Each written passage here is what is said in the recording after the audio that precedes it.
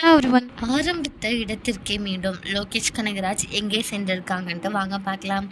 லோகேஷ் கனகராஜ் தற்பொழுது கூலி படத்தின் ப்ரொமோஷன் நிகழ்ச்சியில் பங்கேற்று வந்துட்டு இருக்காங்க. சூப்பர் ஸ்டார் ரஜினியின் நடிப்பில் படம் ரிலீஸ் ஆக இன்னும் 2 வாரங்கள் மட்டுமே இருக்கிறது. அதனால் படக்குழு தீவிர ப்ரொமோஷன்கள்ல இறங்கிட்டு இருக்காங்க. இந்த நிலையில் லோகேஷ் கனகராஜ் கோவையில் இருக்கும் PSG கல்லூரியில் ப்ரொமோஷனுக்காக சென்றிருக்கிறார். அவர் அந்த கல்லூரியில் தான் படித்தார் என்பது குறிப்பிடத்தக்கது. தனது கிளாஸ் ரூமில் இருக்கும் பெஞ்சில் அமர்ந்து லோகேஷ் போட்டோ எடுத்து வெளியிட்டு இருக்காங்க.